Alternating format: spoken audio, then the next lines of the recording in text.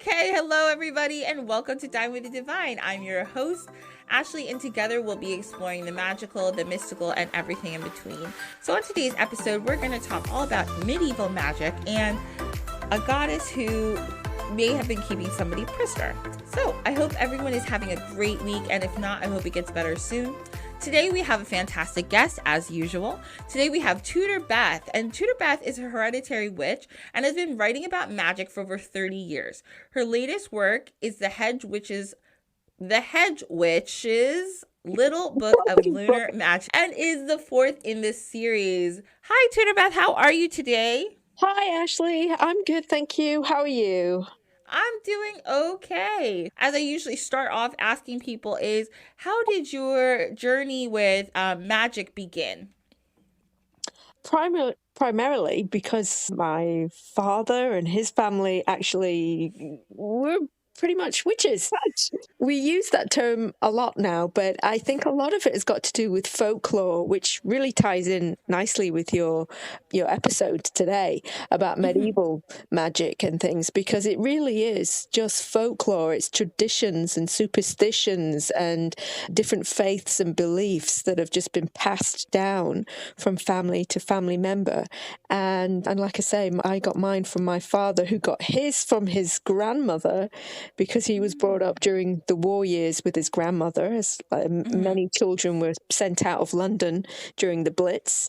And instead of going to like Narnia through the wardrobe and stuff, like some children, we actually lived there basically. No, he went to live with his grandma, who was called Flora, whose nickname was called Dolly, and she had a little small holding, and she was amazing from all accounts. She really was every inch a hedge witch, because she lived really off the land. She knew every herb, every plant, everything that you could eat, traditions, making candles, absolutely everything, which was a way of life full of stupid superstitions and beliefs. And then passed it on to my father, who then passed it on to me. So it's just been around the family, so it's just been there. And then as I've gone on throughout my life, and I've gone to university and learnt about my faith and different faiths and different religions, I realise it's like, oh, crikey, we really were a bunch of witches, basically. We didn't exactly go with the status quo. We weren't exactly practicing Christians at one point. We really were on the fringes of society, shall we say. Yeah. I love that. I love anybody who is like wants to keep traditions alive. I just think that's amazing, and everybody I know everybody's not interested in doing that, but I just think it's so cool when someone is like someone like your great grandma was just like, so I know, and I think it's so cool because, okay, this is my thing. People, even back in your great grandmother's day, like let's say early 1900s, people just learned stuff and they just knew. A lot of the time, all these people with all this knowledge, it was just in their heads. They didn't write it down. And there's so many people who come from cultures where the history is oral. So literally the people in the town or wherever in that community had to just memorize, okay, this herb is for this, and if this person's having a headache, they take this and you boil it this way and you boil it for this long, and if this woman's giving birth but her baby's not coming out, we got to do, like,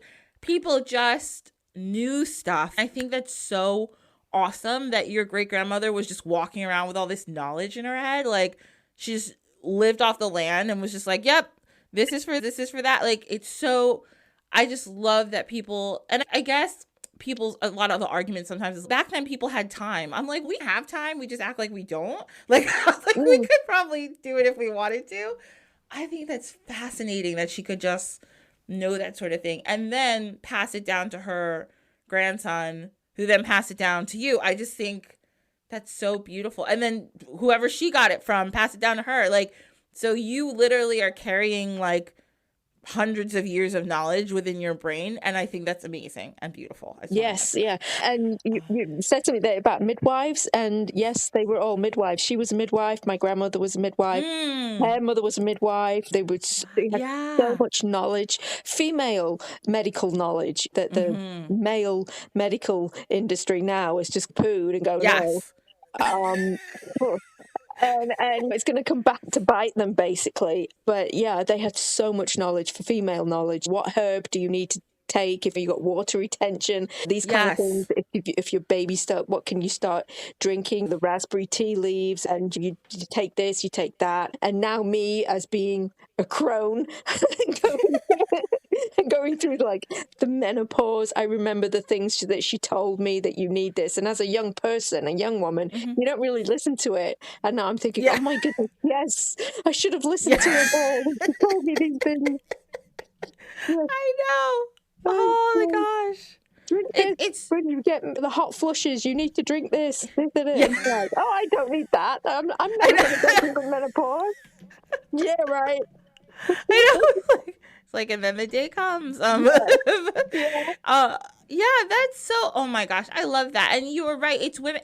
So it's so interesting that herbalism, folk magic, like folk medicine, is usually passed down towards women, and then the fact that so many times throughout history it's been used against us. It's like, you're a witch because you cured this. And I always talk about Outlander. Once again, I'm going to talk about it. On Outlander, Claire, one of the main characters in the beginning, like the very beginning of the series, she helps cure this boy of a fever. Claire's from the future, so she knows some stuff. But anyway, of course they put her, like, they say she's a witch, obviously, because how did she cure this kid of this issue? And she's like, no, it was just because I know this herb is good for it. And they're like, no, you must be a witch. Now you must die. It's like, what? Yeah. It's crazy. Absolutely, absolutely. That's the thing. And when you look at the witchcraft trials, or those that have been condemned as witches, and you look at these women, they follow a pattern of being very individual. They may be on their own. They may be even landowners. They may own a little small holding or something. They could be or from a very poor part of town, but very knowledgeable in different ways. And it's just by potluck that maybe somebody that they were treating went and died. And of course, Yes. that eradicates all the years of helping everybody. And there you go, they're being strung up or being thrown in the pond. We had it in England, we tend to throw them in the pond, and if they swim to the bottom, they're a witch. If they drown, they're a witch. Oh no, if they drown, they were innocent. And it's like, well, wait, God, give us a break. I always thought that was the craziest thing. Like, if she drowned, she wasn't a witch. But if she comes back up, she's definitely a witch. I'm like, so either way, you're just going to kill this lady. Just tell her that. Like, let's forget all of it. Just tell her you're going to murder her, because that's what's happening. Absolutely. Here. You're just screwed either way. Crazy. It's like, oh my God, if I sink to the bottom, you're going to die. It's like, oh my God. I know. I'm like, good grief. I'm these poor people. Oh my gosh. Oh God, that was funny. Okay, so I wanted to ask you, obviously people who listening to this don't realize that we had recorded before. And one thing that I learned about you that I thought was so cool was that you are either in the process of getting a degree or you've gotten a degree by now in like medieval studies, correct? Yes, I have a master's in medieval studies, and I am now doing a PhD in medieval studies. Wow. Yeah. Oh, I love that. Okay. So I wanted to ask you, who is your favorite, like, person or favorite incidents of medieval times that you can think of? I like the changing of times. For example, when we're moving from the classical period, such as the Roman period, up into the Middle Ages, which is usually around about the 600s. So it's talking about the 500, 600, the 6th century, basically. And I like that it's like the turning of society, and we're moving from one epoch, one era into another. And you see all of these things that happen in society, which is happening now. The Mm-hmm. disintegration of, there's no law, there's no education, there's no health, there's no real justice for anybody. Mm-hmm. The wealth get richer, the poor get Yeah. poorer. There's just like nothing works in society. Mm-hmm. The total base and superstructure of society is completely crumbling all around them. And then there's this process that's taken place where there's this new emergence of a new way of doing things. So we're coming into the Middle Ages. I don't know what kind of age we're coming into, but we're kind of we're leaving maybe that capitalist postmodernistic era and we're going into something else. Maybe it is globalism, I don't know, but it's worrying what we're going into. But everything that was happening way back in 600s, 500s, 600s, the turning of the wheel, as I call it, the other turning of the wheel, the turning of the earth, and human ages, that's the interesting thing that I like most of all. And there's so many different people around, and you think, oh wow, there's these certain people that kind of had a grasp on things. So there's Gregory the Great, he had a handle on things. Charlemagne and people like that could see things in advance and were preparing things, and they were the captain of the ships basically, and that's great. We don't have anybody like that. We've got no captain of the ship. I don't know about you guys in the States, but we've got nobody. We've got no one to steer us into the right direction. We're like, oh my Tudor God. Beth, if you think that you guys are having a rough time, don't worry. Like it's probably rainbows and sunshine over there compared to the States. Okay. We're falling apart over here. Oh God, we're all screwed. Oh my God. I'm like, oh my God. Sometimes I hear people, I watch the news or whatever, and people in Europe and the UK, and it's so funny. Anybody in Europe or the UK is like, oh, complaining about what's going on in government or their finances or the economy. And then us Americans are like, we're so jealous of you guys. We're like, everything just seems so much more organized over there. It's utter chaos over here. Oh, it's Nobody knows. chaos. Oh, right. Over here, it's just organized chaos. Yeah. Pretty much. It's just. I know we're like, oh. I know we're like, we hear like British people complain about like the NHS, and we're like, you guys, at least you have something. Yeah, we're true. suffering. Yeah, that's true. That's true. I mean, we can still get prescriptions that are free. And we still have things like that, because people who've got like severe illnesses like diabetes and stuff, and they need their regular medication, it must be absolutely extortionate in America, the amount of money for prescriptions and medications that just to keep them alive, to keep you going. Whereas here, it's still free-ish. Yes, they're bringing literally. They're bringing in about, I think, paying for your own blood tests. They're bringing that in, and so we're complaining about that. Oh, you guys are so cute.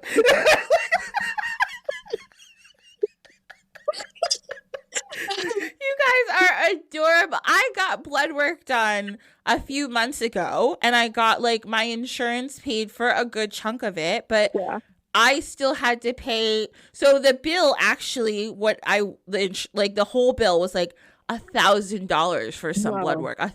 Yeah, and it wasn't like, it was a lot of tests, but it was also like not crazy specific stuff. So the $1,000, and my insurance paid most of it. I still owed $180. Like, I don't know what that is in pounds, maybe like 150 pounds or something. Yeah, but like, what? I was like, then why am I paying these people to help me if it's still a lot of money? It was crazy. And you're saying, the one interesting thing that I am not like you, I do not have a degree in any Middle Age stuff, but I do like to read about the Middle Ages, because it's weird, because to me, I don't know if they still say the Dark Ages, but they would say the Dark Ages before. And the thing was, there wasn't a lot going on, but there was so much going on. It's very weird. I think they say there wasn't a lot, and you can correct me if I'm wrong, but to me, it sounds like they say there wasn't a lot going on because in terms of like advancements in technology, at least in the Western world. But there was a lot going on because all these individual tribes and groups of people were just trying to figure out, what do we do now? And they're also like, maybe I'll take over this place. Maybe we should combine with this group. Actually, maybe we'll go over here. Everybody was just moving a lot. There was that. Like, everyone seemed to be moving all the time. And then you got people like Charlemagne, and like all these other leaders who were like, you know what we're going to do? Let's make the Bible. So like all these big things were happening, but also everybody was just like restless. It was such a weird time, but it's also really interesting. All those, like you said, all these people who actually could see what was going to happen and had the handle on it. And we're like, we need to organize ourselves because the future is coming. Yes. And shit's going to be different. Yeah. And we don't have the Roman government to keep a handle on us. So we've all got to get our ducks in a row now because we can't be out here just killing each other all the time. We have to like organize and shit. Yeah, they did. They really did. When the Romans started, the empire was crumbling, and it was like 50 years of it gradually decaying. Europe was like putting things in place, so like getting legal things in place. So there's a lot of legal documents, legislation, and just getting everything in order. And that's the thing with the Middle Ages. Yes, they still.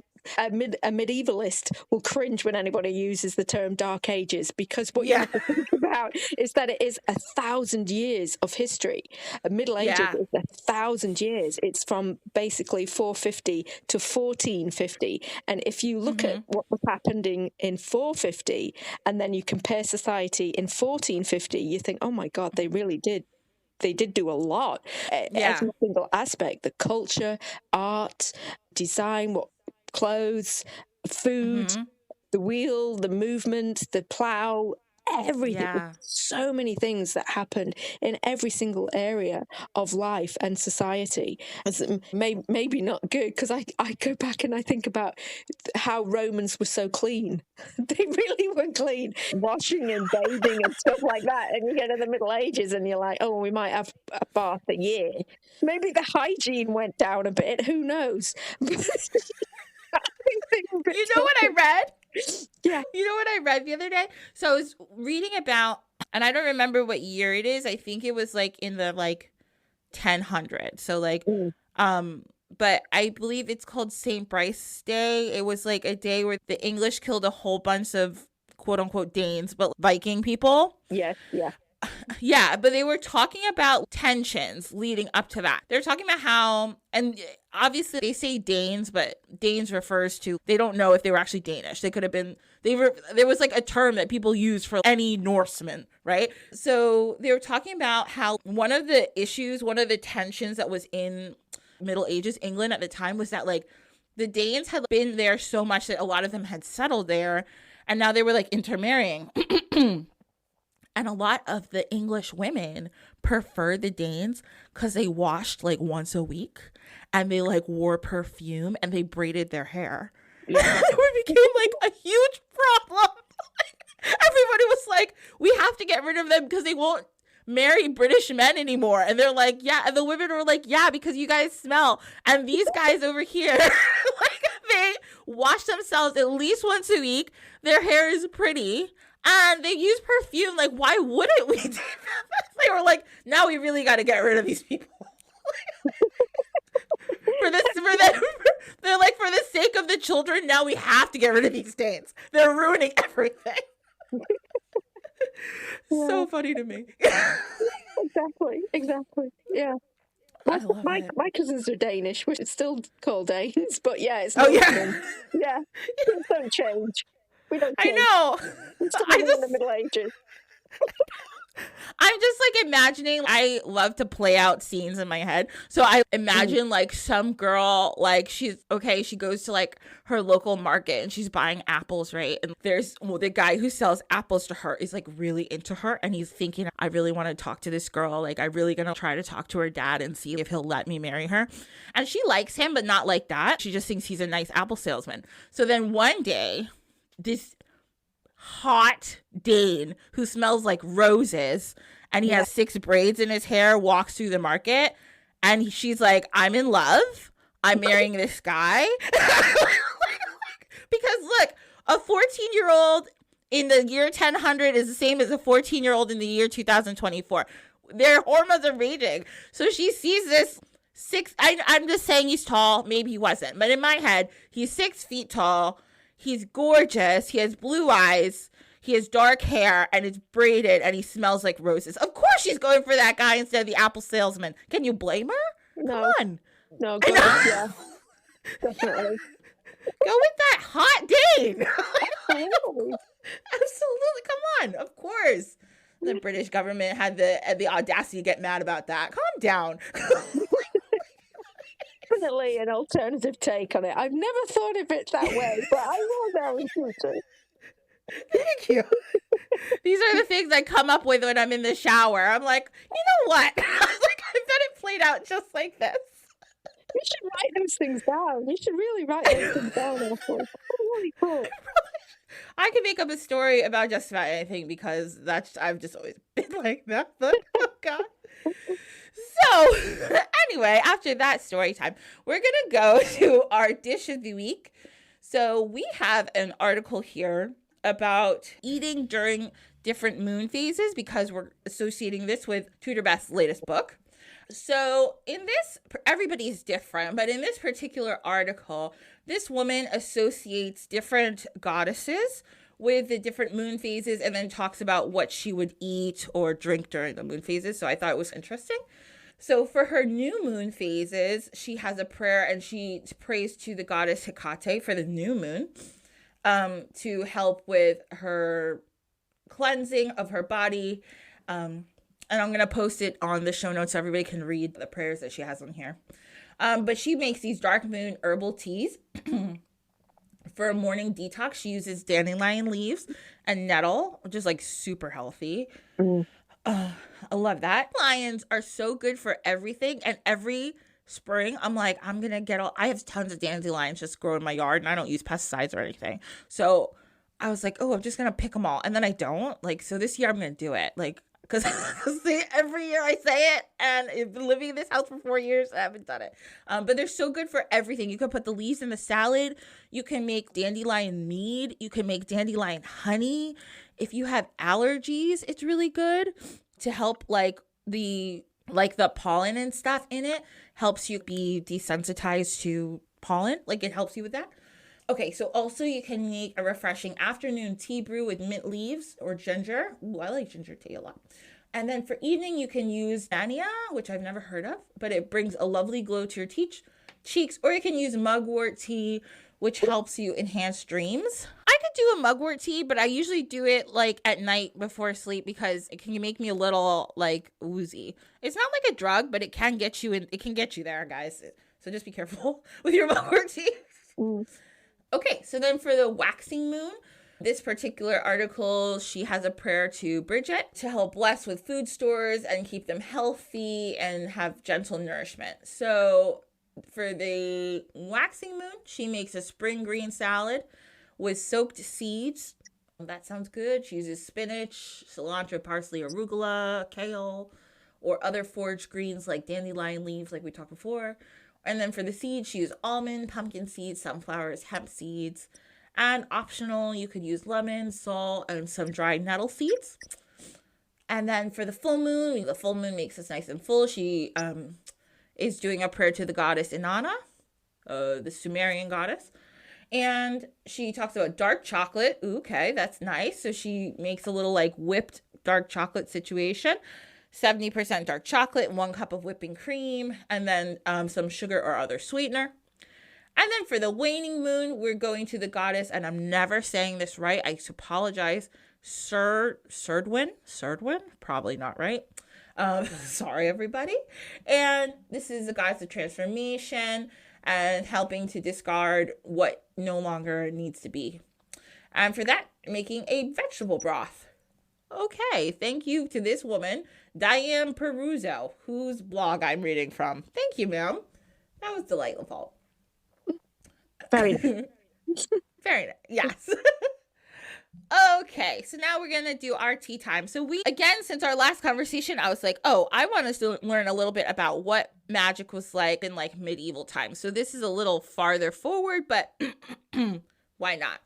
medieval times, everybody in Europe, they were trying to make everybody Christian, the Pope and all that. This is like before the Reformation. So everybody was like Catholic, pretty Catholic. And this is before Henry VIII came up and was like, I need to get divorced. And then he did that whole situation. So back then, practices such as divination and interpreting omens and sorcery and charms, that was all forbidden by Mosaic law. So like by Jewish law, it was all forbidden. And then also biblical historians said, no, we cannot do that either. It's not okay. In the New Testament, we're saying it's not okay. By this time, the Bible is not even that old. So people were still studying all the time, trying to find everything. But Christian theologians believe that there were multiple different forms of magic. One of them was divination. And somebody named Isidore of Seville produced a catalog of things that he thought were magical, and he divided them into 4 elements. So he said geomancy, like reading the ground, I think. I'm sorry, I'm probably not saying that right, but geomancy, hydromancy, divination with water, aeromancy, divination with air, and pyromancy, divination with fire. So he said that, and also it was not cool to observe natural phenomena such as the flight of birds or astrology. Excuse me. He also said that when people used magical objects and placed them on people, that was also magic, and you shouldn't do that either. And they also, but it's really interesting because all these things were illegal, but there was tons of people doing all sorts of magic. I wanted to go really deep into alchemy, but I realized once I started, we don't have that kind of time. So I was like, that's for another time, because alchemy is a whole thing and I don't even understand it. So I was like, I'm going to need days to figure that out. So anyway, a lot of people are trying to do alchemy at this time. The most basic definition I can give you of that is turning elements usually into gold. So they would take like any kind of metal and be like, we want to basically, it was like they were trying to do chemistry, but it ended up being magic, and they were trying to do it. They were trying to take like any metal and turn it to gold. Then also we have in medieval Europe, people saw that in the Old Testament, they used Solomon as a magical figure, and they made all these grimoires and these magical books claiming that those books were written by Solomon, most notably the Key of Solomon. So we talked about Solomon in a prior episode and how people used a lot of his writings, or what is supposedly his writings, and a lot of the lore about Solomon to talk about how to do these big, like, ceremonial magic things, like controlling other demons and controlling gods and all these big things.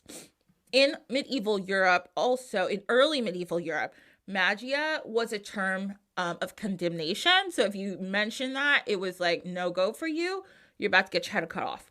Also, here we go. In medieval Europe, Christians often suspected of Muslims and Jews of engaging in medieval practices.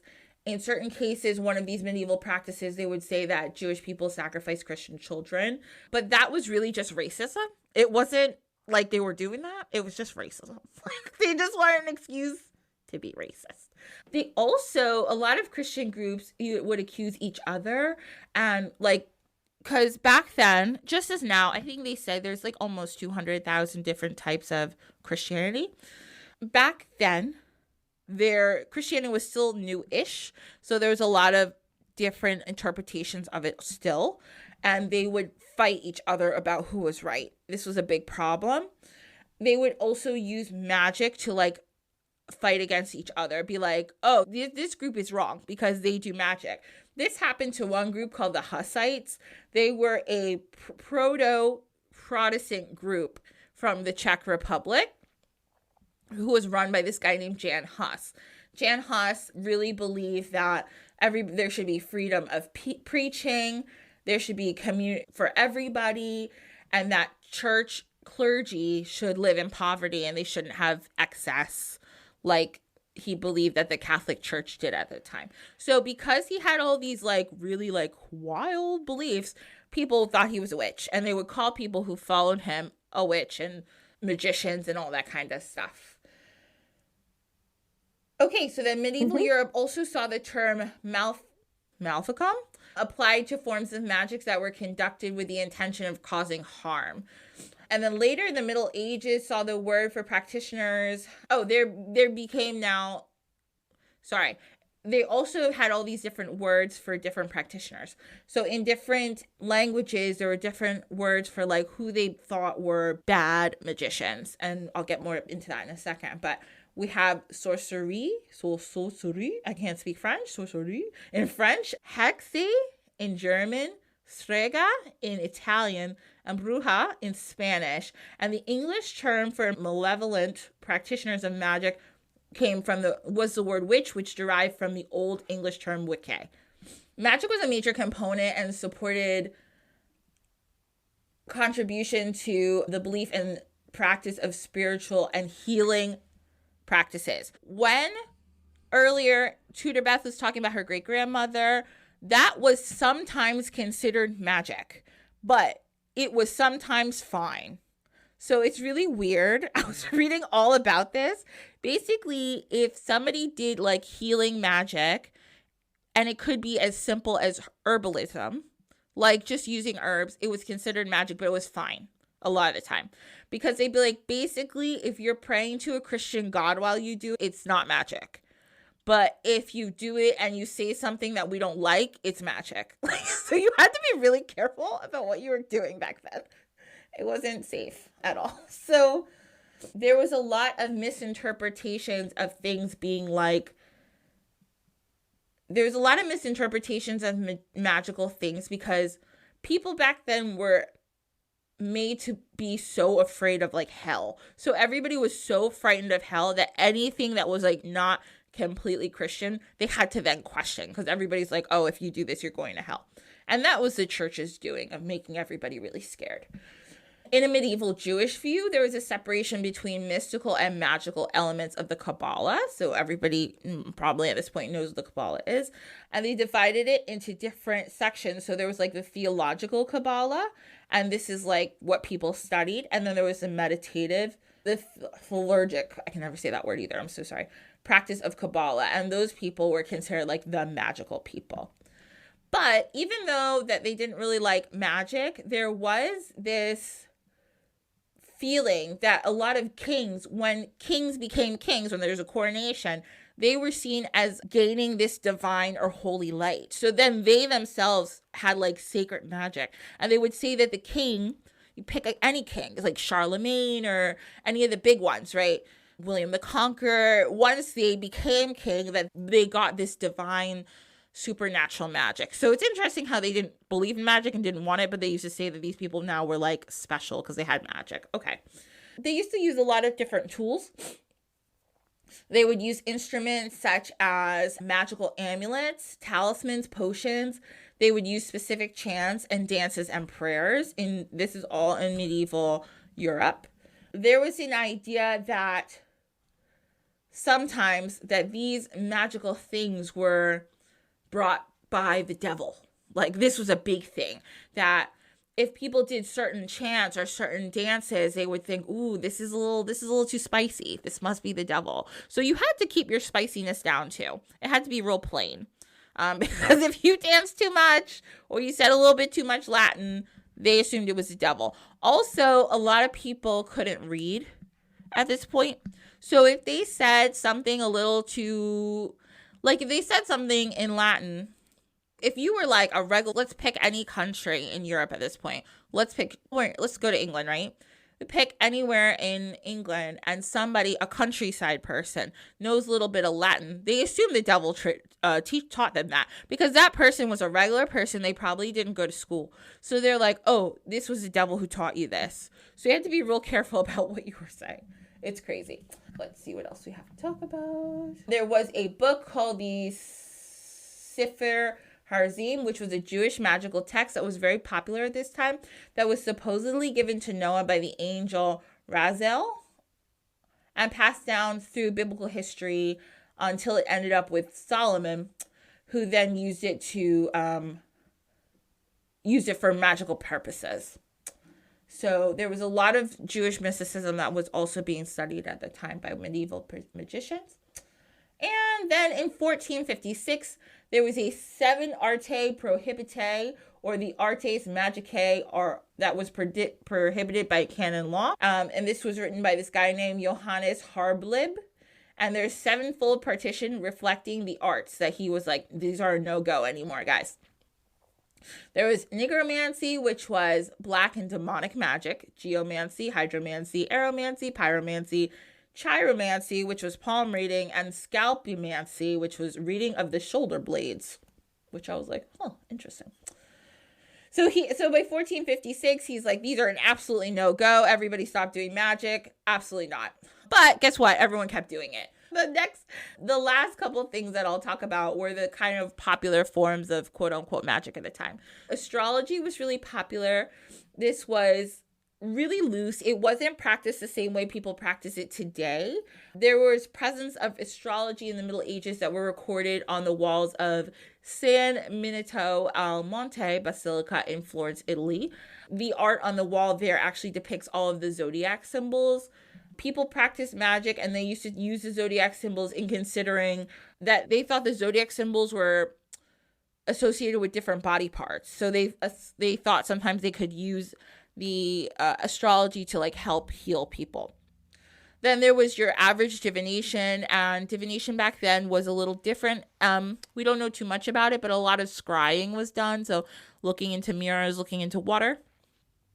And then, tarot came along in like the 1500s, but it was until like really like the 16 or 1700s, it became really popular in Europe.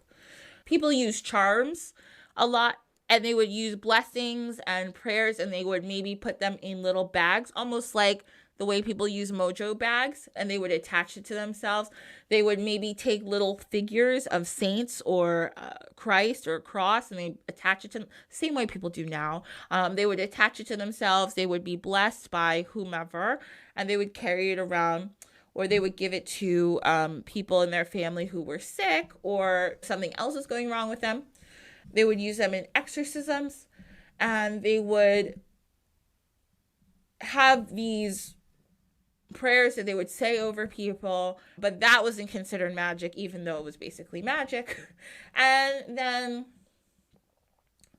magical medicine, which was basically people using all different kinds of herbs. So we might just call it herbalism, but then they called it medicine because they would use the herbs and then say specific prayers, or again use talismans or amulets to bless the person while they were using the herbs.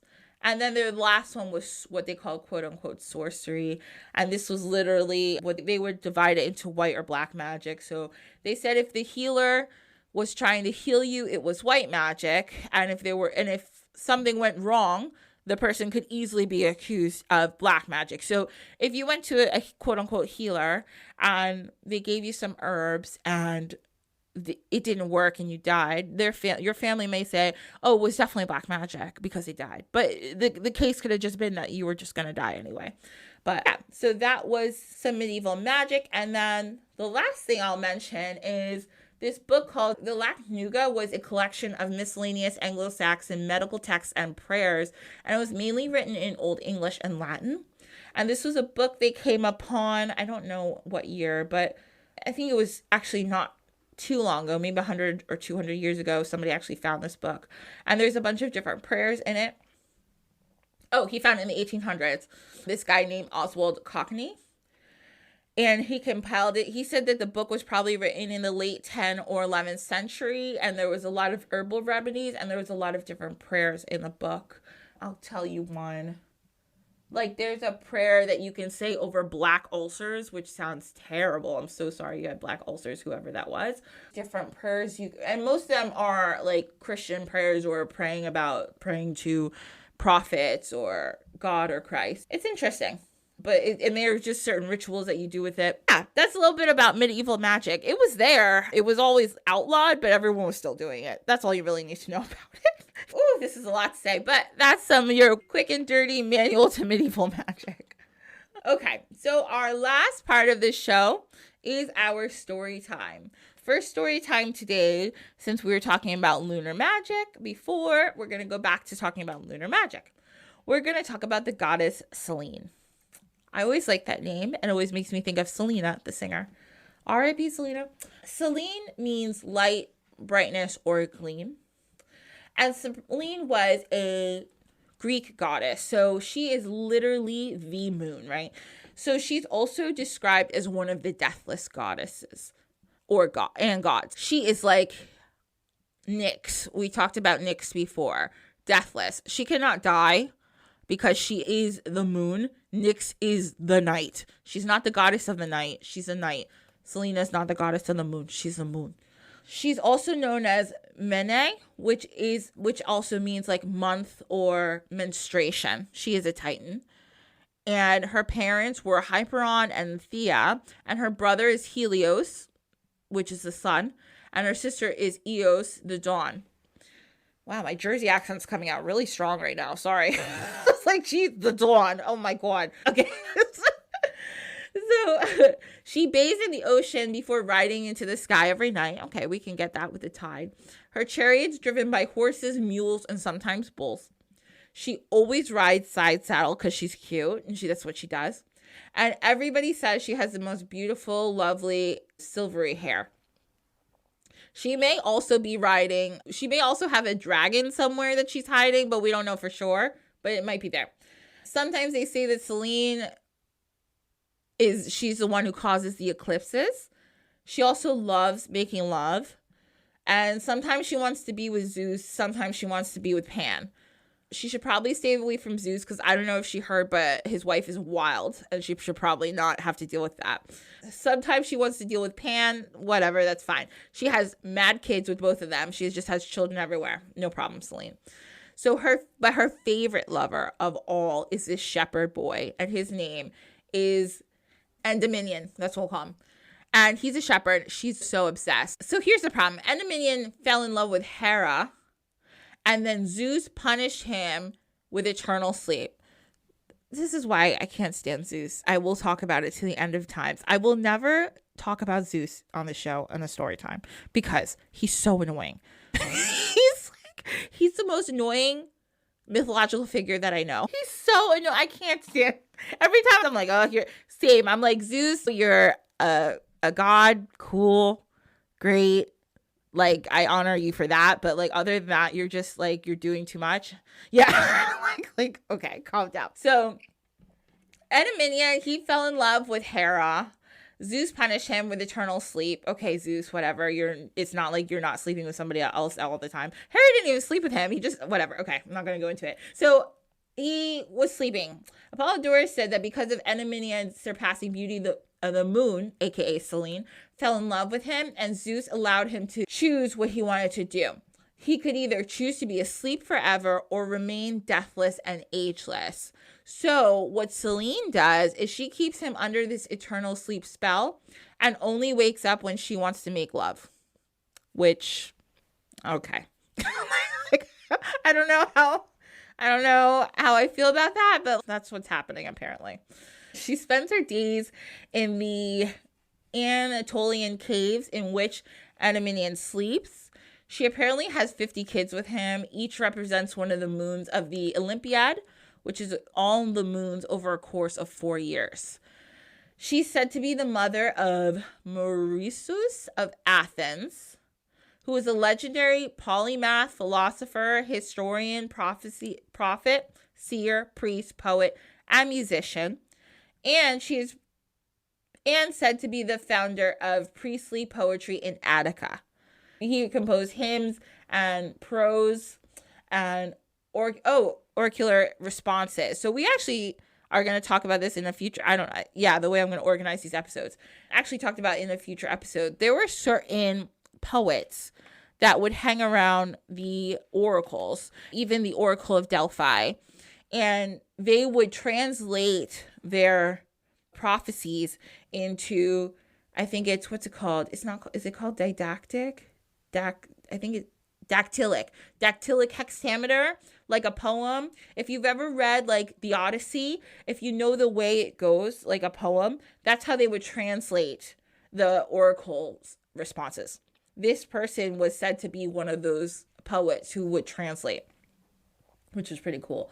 And then there's a story about why there are craters on the moon. So according to the late account of Gnosis, there was a giant monster, Typhon, who laid siege to the heavens, and he attacked Selene as well as hurling bulls at her.